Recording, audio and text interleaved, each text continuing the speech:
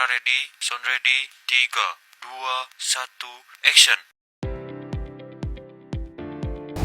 Nah, perkembangan ilmu, pengetahuan, dan teknologi di Indonesia memiliki akar sejarah yang dalam dimulai sejak masa penjajahan kolonial Belanda. Pada abad ke-19, tepatnya di tahun 1800-an, Indonesia memulai diperkenalkan dengan berbagai teknologi modern oleh pemerintah kolonial.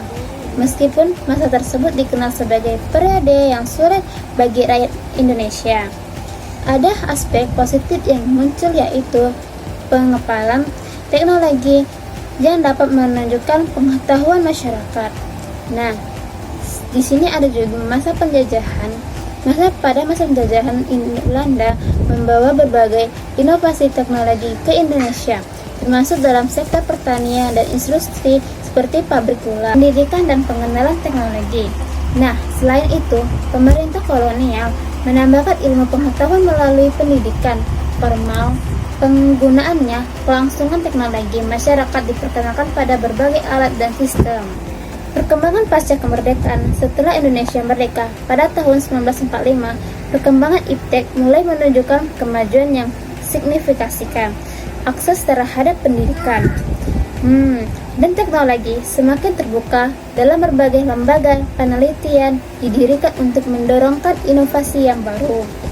Nah, setelah ada masa penjajahan dan perkembangan pasca kemerdekaan, ada juga yang namanya era modern dan inovasi teknologi.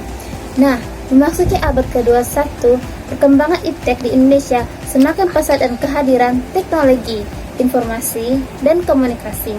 Internet menjadi salah satu pendorong utama dalam penyebaran informasi dan pengetahuan. Nah, berikut beberapa fungsi dan pesan utama dari perkembangan iptek di Indonesia.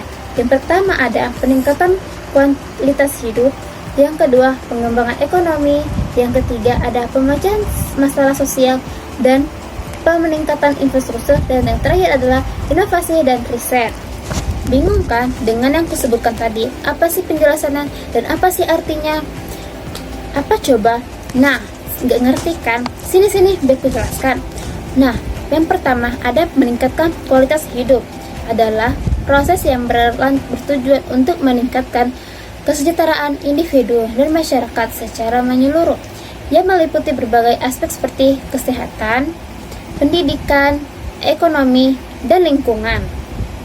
Yang kedua, perkembangan ekonomi adalah proses peningkatan jangka panjang dalam perekonomian suatu negara atau wilayah, yang ditandai dengan meningkatkan produksi barang dan desa, serta perbaikan kondisi masyarakat secara keseluruhan.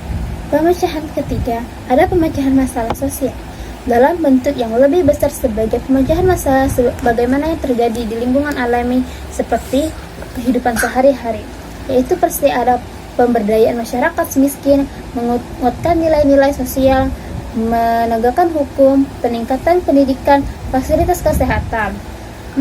Ya, ada juga yang namanya peningkatan infrastruktur, adalah proses perbaikan, pembangunan, dan pemeliharaan seperti fasilitas fisik, sosial, dan finansial yang bagi masyarakat seperti jalan, jembatan, rumah sakit, sekolah, dan sistem telekomunikasi.